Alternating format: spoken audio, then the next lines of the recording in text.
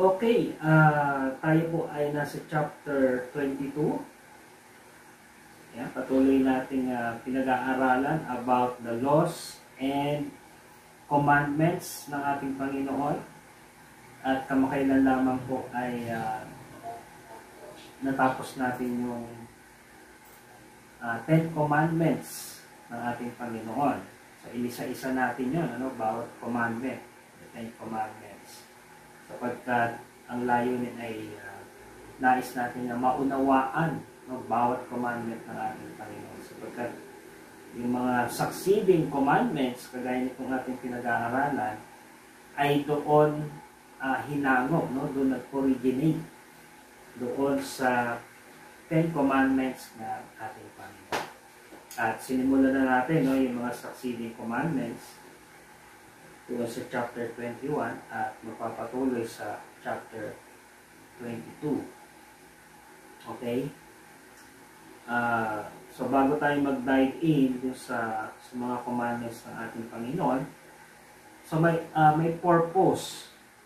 May purpose ang ating Panginoon kung kaya ito ay ibinigay niya yung lahat ng kanyang mga commandments to His nation of Israel, to His chosen people, to His chosen nation.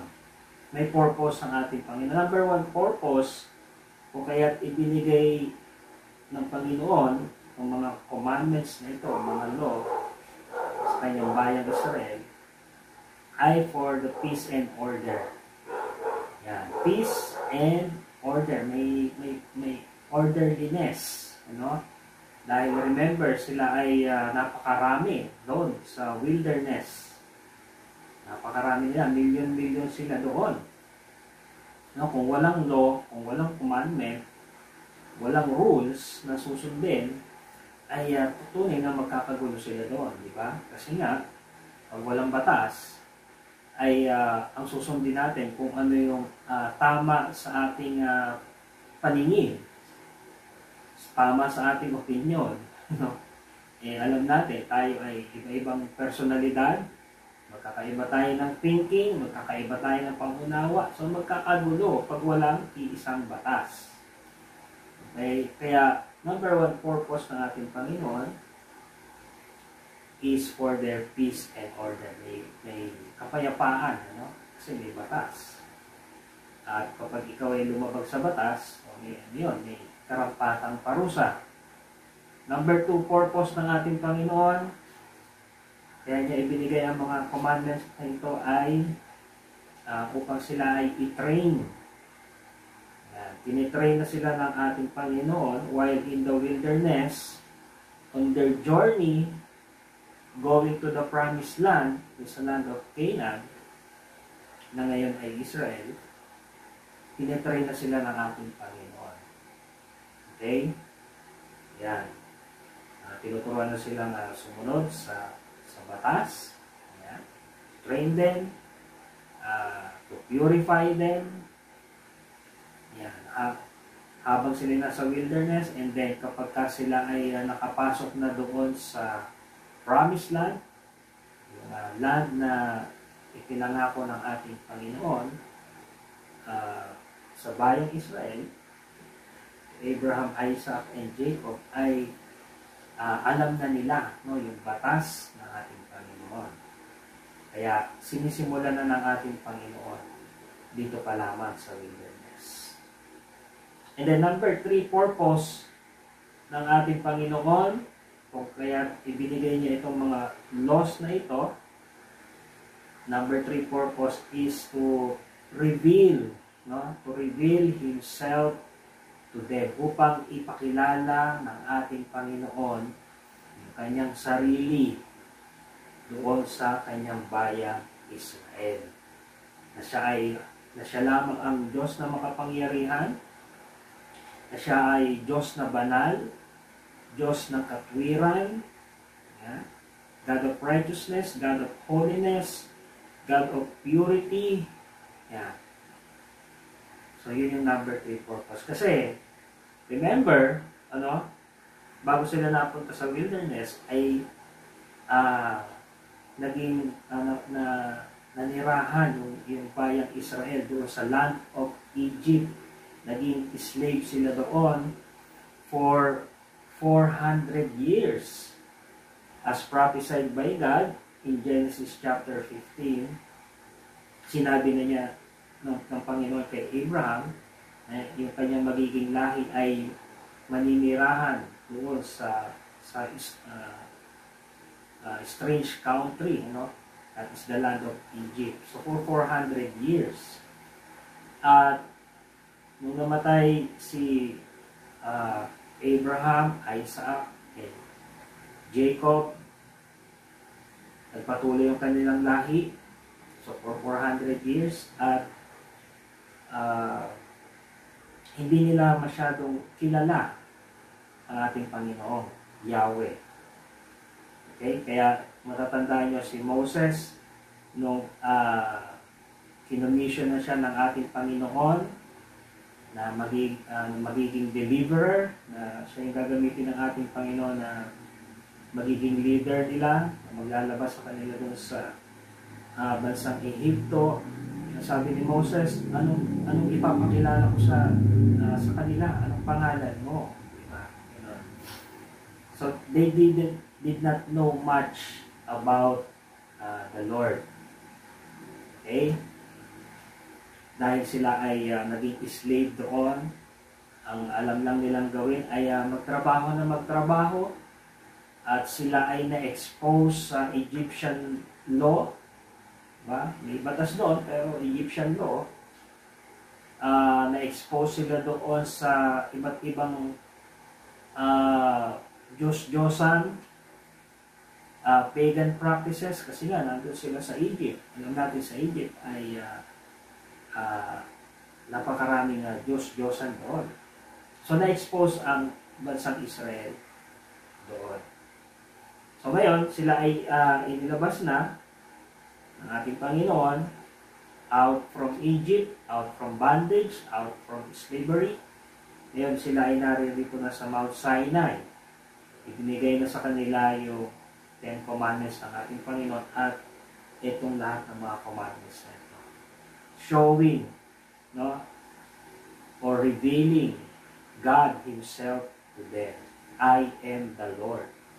Diba yung nagpakita ang Panginoon, His mighty presence, diba? Yung bumaba yung kanyang presensya doon sa Mount Sinai, at may thunderings, may fire, diba? May ganon, na pinapakita ng ating Panginoon na siya lamang ang tunay na makapangyarihan Diyos.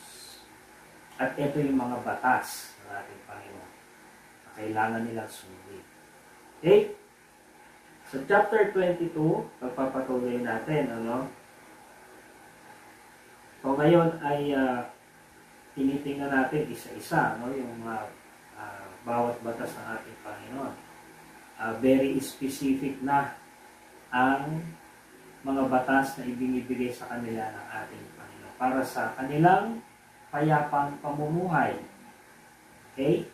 Para kung nagkaroon ng problema sa kanilang neighbor, may titingnan silang batas. Ano ba ang nasusulat sa batas ng ating Panginoon? Okay? So, titingnan natin kung makakatawid tayo from chapter 22 to chapter 23. So, titingnan natin if time permits. Medyo maaga-aga pa. So, titingnan natin. But dito muna tayo sa chapter 22. Responsibility for property. Exodus chapter 22 verse 1, sabi po dito, kung may naka-flash naman si Mami sa screen, pwede nyo pong sundan. But if you have your own Bible, maganda na sundan nyo rin po sa Bible.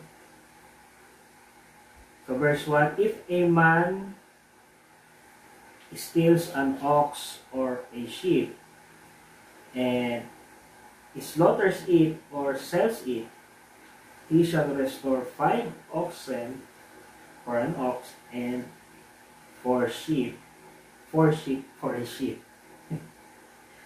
Yan, sa unang verse, chapter 22, sabi ng ating Panginoon, kung ang isang tao daw ay nagnakaw ng isang hayop, an ox or a sheep, at yun ay kanyang pinatay at o ipinagbenta, sabi natin Panginoon, he shall restore 5 oxen. Ang kapalit nun, no? Kung siya'y nahuli, ang kapalit nun ay 5 oxen for an ox. At kung yun naman ay sheep, ang kapalit nun ay 4 na sheep. So imagine, no? So kung mapapansin natin dito sa batas na ito, talagang binibigyan ng ating Panginoon ng favor, no, yung naargabyado, no. Biruin mo, isa lang yung ninakaw sa kanya, pero ang kapalit noon, no, kapag nahuli yung nagnakaw, ang kapalit noon ay 5 o 4. Di ba, no? So talagang may parusa doon sa nagnakaw, at naroroon naman yung favor ng ating Panginoon sa naargabyado. Okay? Kung matatandaan natin sa commandment number 8. Sino nakakatanda? Commandment number 8. Sige nga. Yun.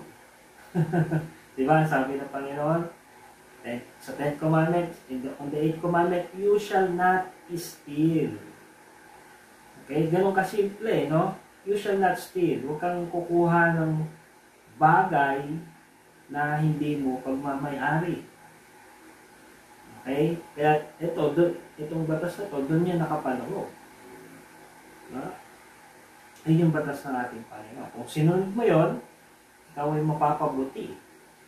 Pero kung nilabag mo yung batas na yon, ito yung mapaparusahan ka talaga.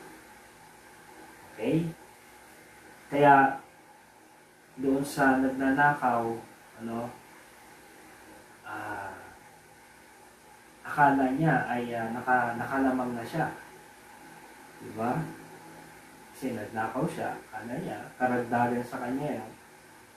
Pero in reality, ay malaki yung nawawala sa kanya. So, imagine yung kapalit. Diba? Now, sa ating panahon ngayon, in our present age, modern age, sa ating batas, syempre may provision. Kapag nagnakaw, so may karampatang parusa. Okay? Dadaan sa court, may parusa, okay, may makukulong ng ganitong ilang taon o ilang buwan, at minsan magbabayad ka pa, no? Depende sa ipapataw ng judge yung sa nagnakaw, no?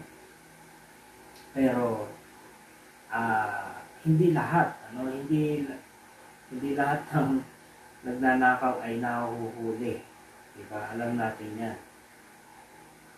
Okay? Sa maraming uri ng pagnanakaw. Sa ating government, marami. Okay? Hindi nahuhuli ng batas ng tao. Pero take note, hindi man nahuhuli ng batas ng tao, hindi nakikita ng tao, pero hindi yan nakakalusot sa ating Panginoon. Okay? Example, nagnanakaw siya sa kaba ng bayan, stealing money from people. Hindi man siya nahuli ng batas natin, pero hindi siya nakakalusot sa batas ng ating Panginoon, sa mata ng ating Panginoon. Na inakala niya ay karagdagan sa kanya yon. Pero makikita niyo po dito na tingnan niyo yung kapalit, di ba? Mas malaki yung bawi sa kanya. Kaya hindi man nakalusot man siya sa batas ng tao, pero sa batas ng Diyos ay kitang-kita siya ng Panginoon at mas malaki yung bawi nun sa kanya. Okay? Kaya, huwag po tayong manghihinawa, no? Na gumawa ng mabuti. Dahil yun ang ating Panginoon, is the God of righteousness, at yun din yung gusto ng ating Panginoon sa atin. Lumakad tayo sa katuwiran. Righteousness, doing the right thing. No? Kaya nga tinawag na righteousness. No? Doing the right thing.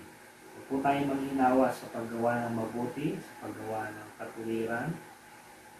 Okay? Dahil ang Panginoon ang nakakakita. Kasi yung iba sinasabi, pare-parehas lang naman sila, kaya gano'n na rin yung gagawin ko.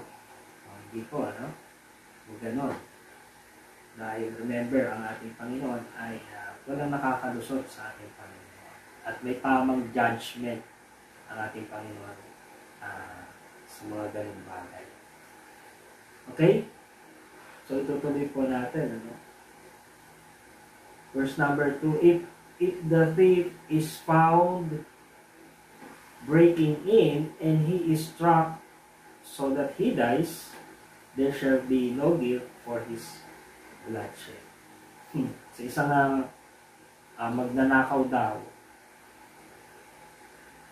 sabi doon, kapag siya ay nahuli mo may-ari, napatay siya, ano? So that he dies, there shall be no guilt for his bloodshed. Siyempre, di ba kasi magnanakaw yon. So yung may-ari ng bahay ay kailangan niyang protektahan yung kanyang pamilya, di ba? Siyempre, hindi mo naman alam kung ano yung iniisip na yun, ng tao na yun. Kung magnanakaw lang ba siya o papatay siya. So, kailangan protektahan ng, for example, tatay or nanay, kanyang pamilya. At sabi nyo, kapag napatay niya yung magnanakaw, there shall be no guilt for his bloodshed. Walang pananagutan na yung may-ari. Verse 3, if the sun has risen on him, there shall be no guilt for his bloodshed. He should make full restitution. If he has nothing, then he shall be sold for his death. Sa Tagalog.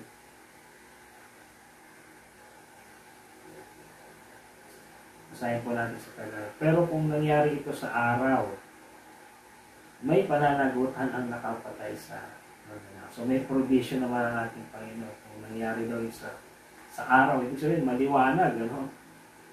May pananagutan ang nakapatay sa magnanakaw. So hindi natin alam, baka may mga pangyayari pa doon, ano? O kaya nangyari sa araw.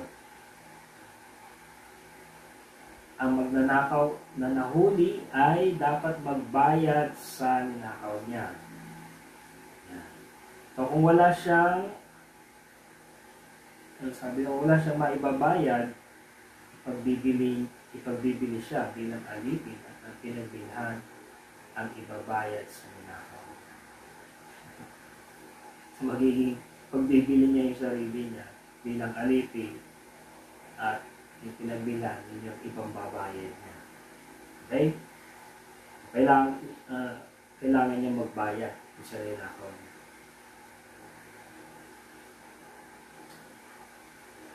Verse 4, if the theft is certainly found alive in his hand, whether it is an ox or donkey or sheep, he shall restore double.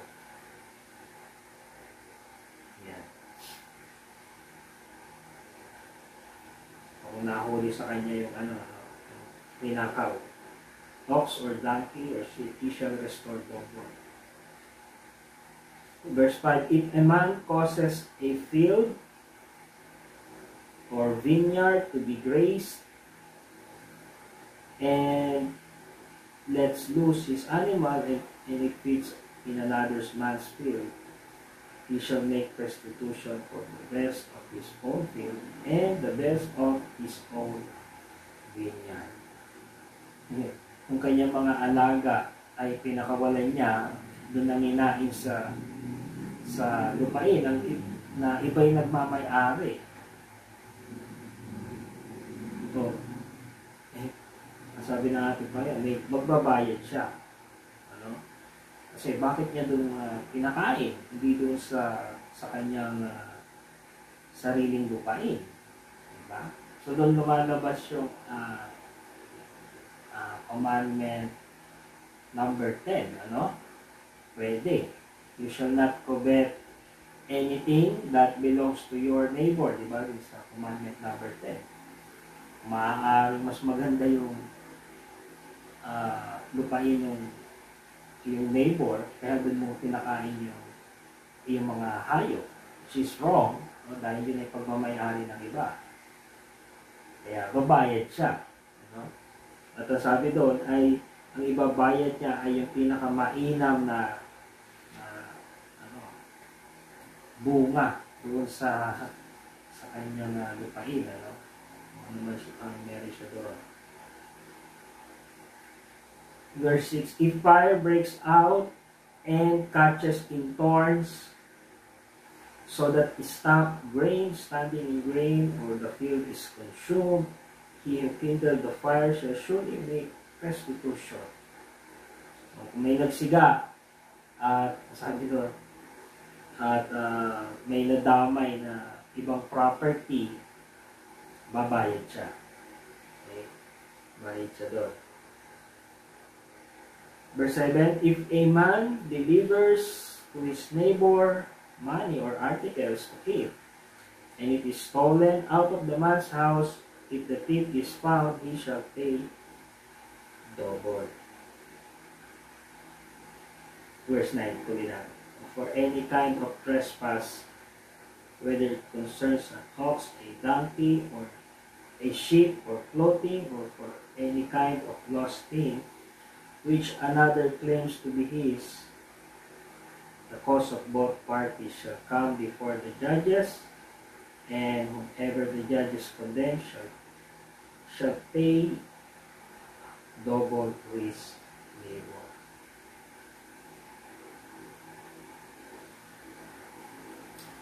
Yan.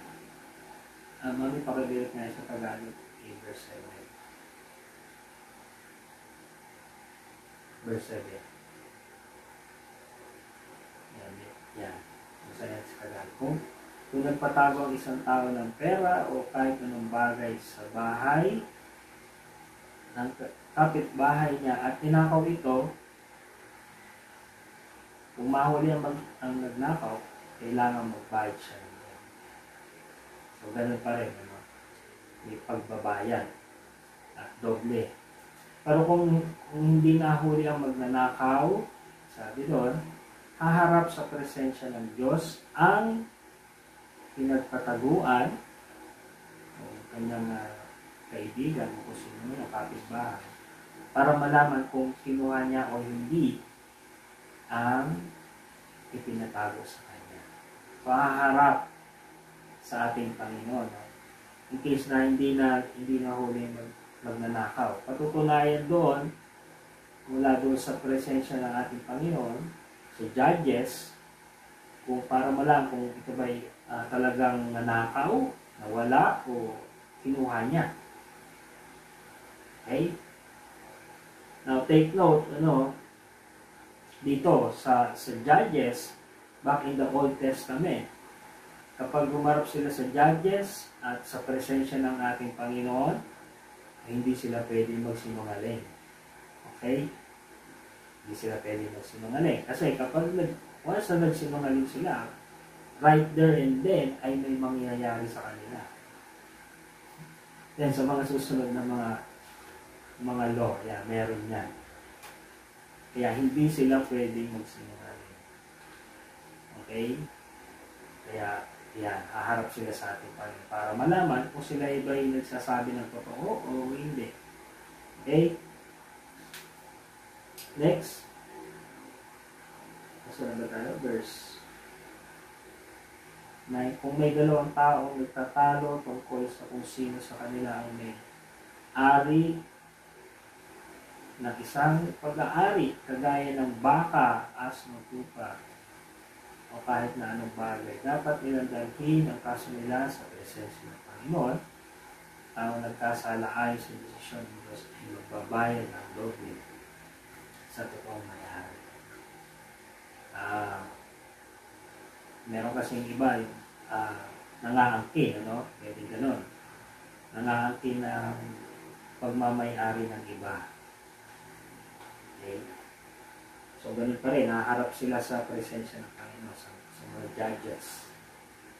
Verse 10, if a man delivers to his neighbor a donkey, an ox, sheep, or animal to keep, and it dies, is hurt, or driven away, no one seeing it, then an oath of the Lord shall be between them both, that he has not put his hand into his neighbor's good, and the owner of it shall accept that, and he shall not make. So, ganun pa rin, ano? Lahat ng may dispute patungkol sa property ay ihaharap sa mga judges at sa presensya ng ating Panginoon. Kung ano man yung mapagdesisyonan ng mga judges ay tatanggapin ang may-ari.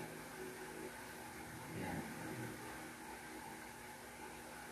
Verse 12, but if in fact it is stolen from him, he shall make restitution to the owner.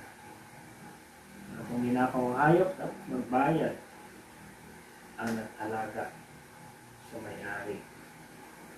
If it is torn to pieces by a beast, verse 13, then he shall bring it as evidence, and he shall not make good that what was torn.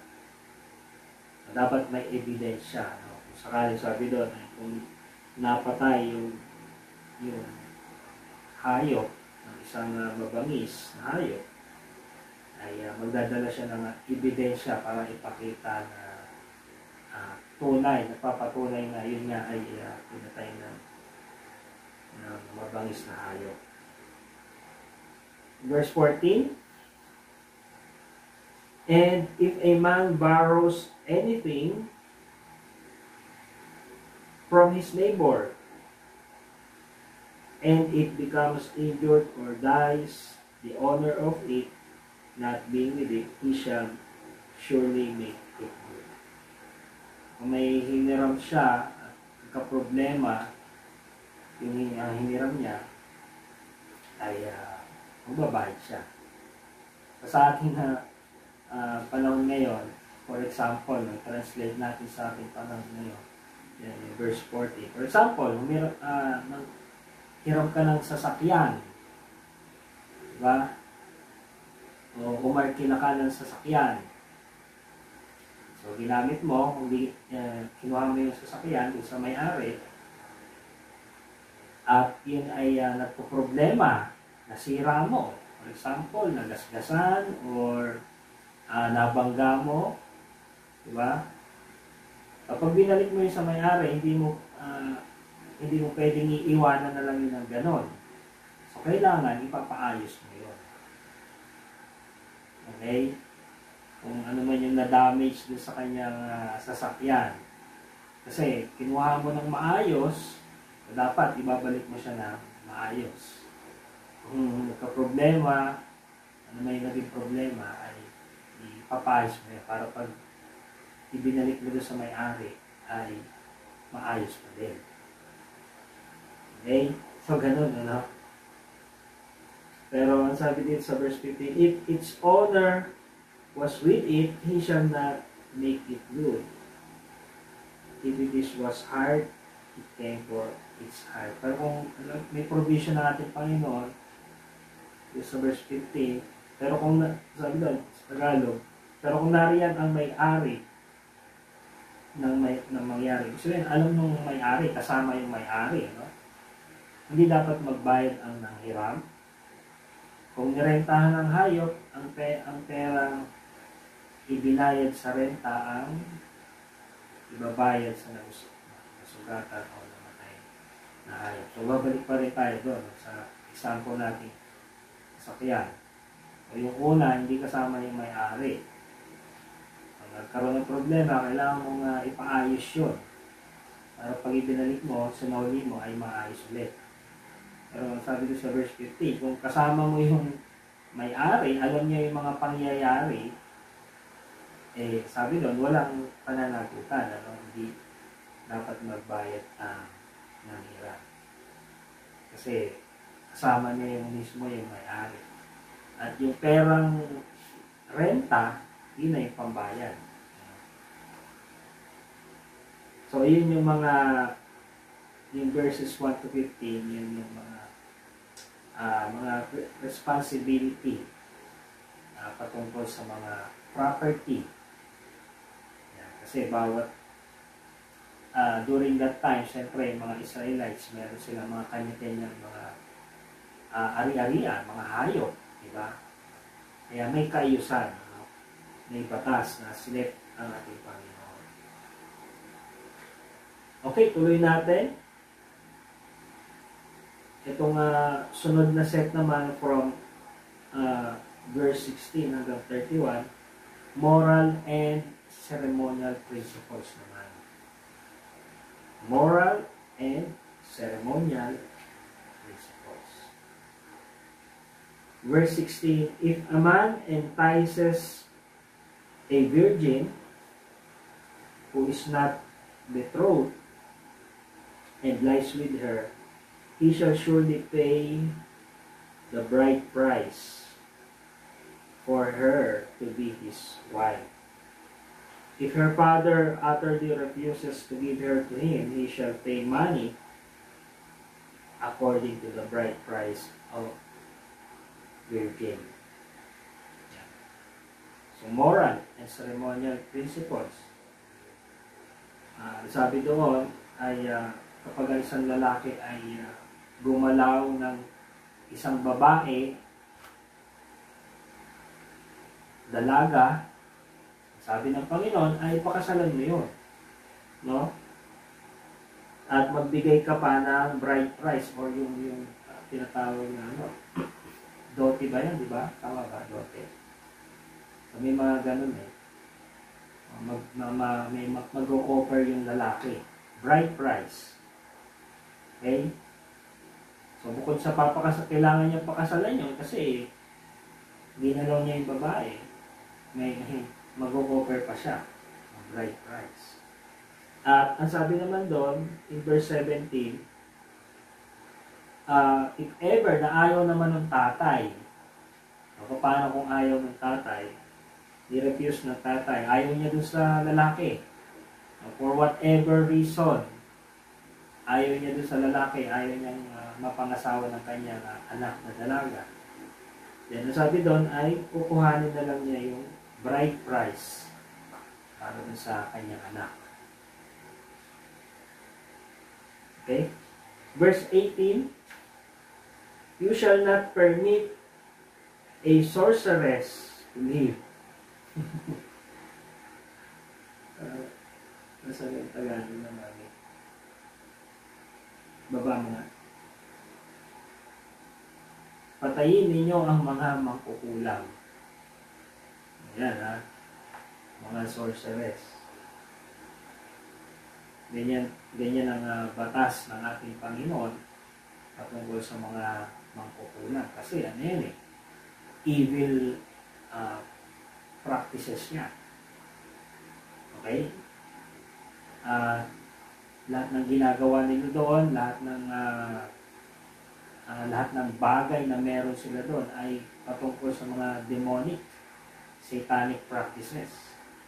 Kaya ganyang kabigat ang hatol ng ating Panginoon, batas ng ating Panginoon patungkol sa mga mangkukulam, sorcerers, death penalty. Ano? Okay. Verse 19, whoever lies with an animal shall surely be put to death. Nasa na verse 19. Ang sino man makikipagtalik sa hayop papatayin. So, mabigat din yung judgment niya ng ating Panginoon. But, sa ating panahon ngayon, modern age, ay may mga nangyayari ganyan, no? Nagpapaksal pa nga sa hayop. Diba? I believe sa, Hinduism o India ba yun? Or, hindi lang doon, no? May sa mga other parts of the world, may mga nangyayari na ganyan, ano?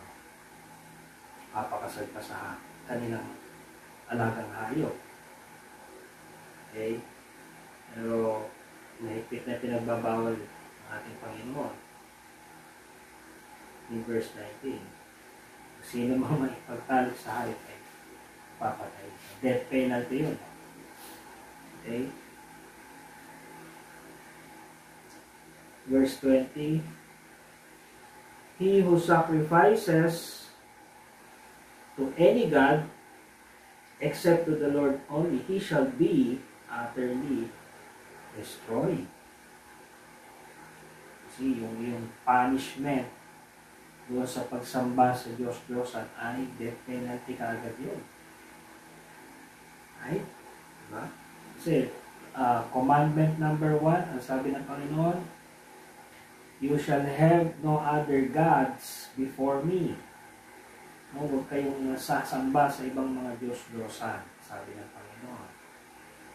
And then in commandment number 2, sabi, you shall not make for yourself an idol. Huwag kayong gagawa ng mga Diyos-Diyosan. Then dito, sabi ng ating Panginoon, he who sacrifices any God, except to the Lord only, he shall be utterly destroyed. So death penalty. Death penalty. Verse 21, you shall neither mistreat a stranger nor oppress him, for you were strangers in the land of Egypt. If in case na, sabi ko, may mga strangers sa inyo, don't oppress them, sabi ng ating Panginoon. Huwag nyo silang pagmalupitan, huwag nyo silang ipagtabuyan. Kung may mga strangers man mapadako sa inyong lugar, dahil pinapaalala ng ating Panginoon sa kanyang bayan na tandaan nyo na mismo kayo ay naging strangers din kayo in the land of Egypt. Okay? At sila ay dumami doon. No? Kaya ganun din yung gawin nila. No?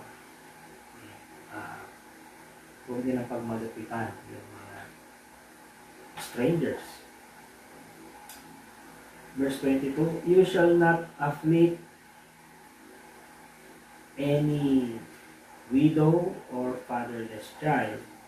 If you afflict them in any way, and they cry at all to me, I will surely hear their cry. And my wrath will become hot, and I will kill you with the sword. Your wives shall be widows, and your children fatherless. Malaki yung favor na ibinibigay ng ating Panginoon sa mga widow o yung mga balo, at saka doon sa mga ulila na mga bata. Don't afflict them, sabi ng ating Panginoon. Dahil sabi ng when they cry at all to me, I will surely hear their cry. Para sa mga widow, mga balo, at sa mga ulila.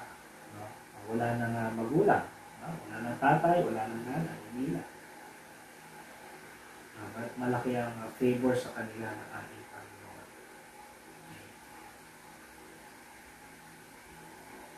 Verse 25, if you lend money to any of my people who are poor among you, you shall not be like a money lender to him. You shall not charge him interest. Yan. Kung nagpahiram kayo ng pera, sabi ng ating Panginoon, who are poor among you, doon sa mga mahihirap, yung talagang kapos, ano? Yung talagang sabi natin, kailangan nila ng pera. Ano?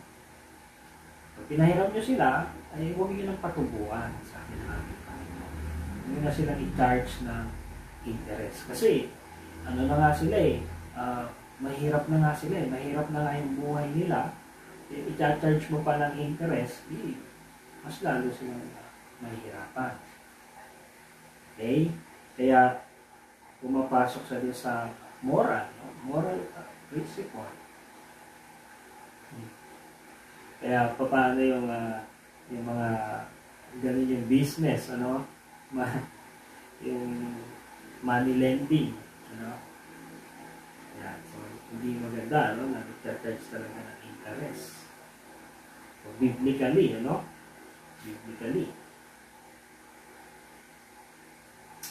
Then verse number 26, if you ever take your neighbor's garment as a pledge, you shall return it to him before the sun goes down. For that is his only covering. It is his garment for his skin. What will he sleep in? And it will be that when he cries to me, I will hear, for I am righteous. Dito naman pumapasok, aside from sa moral principle na itinuturo ng ating Panginoon, pakikipagkapwa-tao, dito naman pumapasok yung sinabi ni Jesus, no, in the New Testament, yung second greatest commandment.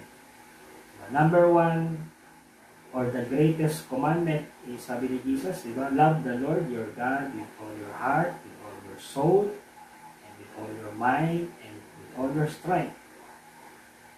Diba? Sabi ni Jesus Christ, yung number one, greatest commandment. Number two, greatest commandment ay, sabi ng Jesus Christ, love your neighbor as yourself. So, doon pumapasok na yung pag-ibig. Diba? So, ganun dito, no? May pag-ibig. Ibigin mo yung iyong kapwa gaya ng iyong sarili. Kaya, dito, sabi doon,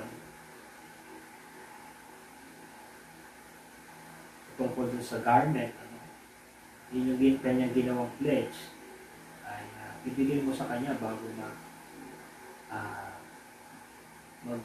bumaba yung araw. Kasi, siyempre, gagabi, malamig na. Kailangan niya yung kanyang dalaman. So, pag-ibig, yan na papasok yung pag-ibig. Saan tayo? Verse 28, you shall not revile God. You shall not revile God, nor curse a ruler of your people. Yan sa palalim. Huwag ninyong lalapastanganin ang Diyos. Yan. Commandment number 3, kung matatanda natin, sabi doon ay you shall not take the name of the Lord your God in vain. No? Pwede, no? Doon siya pumapasok. Huwag nyo yung lalapastanganin ng Diyos at sabi doon, susumpain ang inyong mga pinuno. Yan. Yung mga leaders. Dahil, remember, sa ating mga leaders, tumatayong leader ng ating bansa. Okay? Tandaan po natin, no, biblically, ang sabi ng Panginoon, siya yung naglagay ng mga leaders sa bawat bansa. Siya naglalagay, siya yung may kapangyarihan na maglagay, at ang ating Panginoon din ang may kapangyarihan na mag-alis ng mga leader sa isang bansa. Kaya ang sabi ng Panginoon, huwag niyo silang susumpain. Okay? Dahil kung sila yung naluklok dyan sa mga pwesto na yan, ibig sabihin, yun yung kalooban ng ating Panginoon. So, imbis na sumpain, ay ipapanalangin natin. So, given na hindi natin gusto yung mga ginagawa ng ating mga leaders, okay, yung kanilang mga panuntunan, o ano pa man na hindi tayo sang-ayon, okay, siyempre, di ba, ipanalangin natin sila. No? So, pagkus na magreklamo tayo, pagkus na sumpahin natin yung leader, ipanalangin pa din natin sila. And remember, biblically, sila yung naluklok, ibig sabihin, yun yung kalooban ng ating Panginoon na malagay doon. Okay? So, kung sila man ay namumurakot, sabihin natin, so ipanalangin natin sila na mabago sila. Diba? Yun. Kasi ang nangyayari ay, namumurakot naman yung mga yan. Diba? Ganyan yung mga ginagawa nila. Diba? So ipanalangin natin sila na huwag na nilang gawin yung mga bagay na yun. Okay? Isa na tayo. 29. You shall not delay to offer the first of your right produce and your juices, the firstborn of your sons, you shall give to me. Yung mga unang ani, at nasabi doon, yung mga panganay na anak, na lalaki, no? Firstborn of your sons, you shall give to me. So, sa Panginoon nakalaan yun, yung mga panganay na lalaki. And then, likewise, you shall do with your oxen and your sheep. It shall be with its mother 7 days, and on the 8th day you shall give it. And you shall be holy men to me. You shall not eat meat torn by beasts in the field. You shall throw it to the dogs. So dahil ang ating Diyos ay banal, at ang sabi ng Panginoon, dapat kayo din ay maging banal. So sabi ng Panginoon, be ye holy, for I am holy. Kaya ang ating Panginoon is revealing Himself to them as the Holy God. No? Kaya, ang sabi ng ating Panginoon, so binibigyan sila ng kaayusan bagit sa kanilang pagkain. You shall not eat meat torn by beasts in the pig. Why? Kasi, pwedeng makasama yan sa kanilang kalusugan. Kasi, di ba, yung mga beasts na yan, in the wild, so hindi natin alam, baka yan ay maaaring infested ng kung ano-anong mga viruses or bacteria. Kaya, ang sabi ng Panginoon, huwag kayong kumain ng laman na kinain ng beast in the field. Dahil baka kayong magkasakit diyan. Dahil maaaring yan ay infested na kung ano-anong bacteria. So, you shall throw it to the dogs. Okay? Maging sa kanilang pagkain ay dapat may kaayusan. Okay, so that is chapter 22. Hindi pa ba natin? May 27 na eh. So, next week na. Failure walk.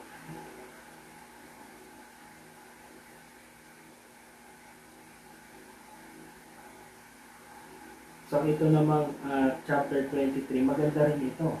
Actually, maganda itong chapter 23. The law of Sabbath, yung mga feast, and then the angel.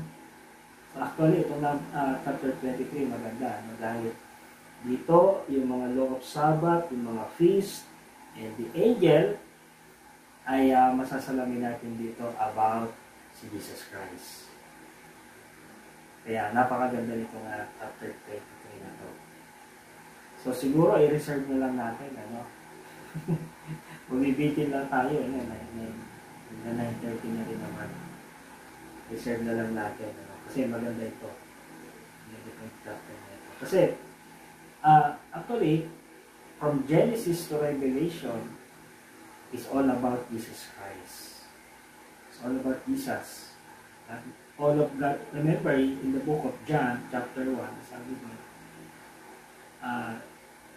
He is the Word of God manifested in the flesh. Diba? Jesus Christ. He is the Word of God. Kaya, from Genesis to Revelation, it's all about Jesus Christ. Kaya every chapter, every book, makikita natin dyan si Jesus Christ. Okay? Kaya yun yung kagandahan. At lalong-lalo na dito sa book of Exodus, dito sa mga tabernacles, sa temple, yung mga nila, hahain. Yan. Pag tinignan mo siya above, no? Or zoom out, si Jesus Christ yung kabuuan ng lahat.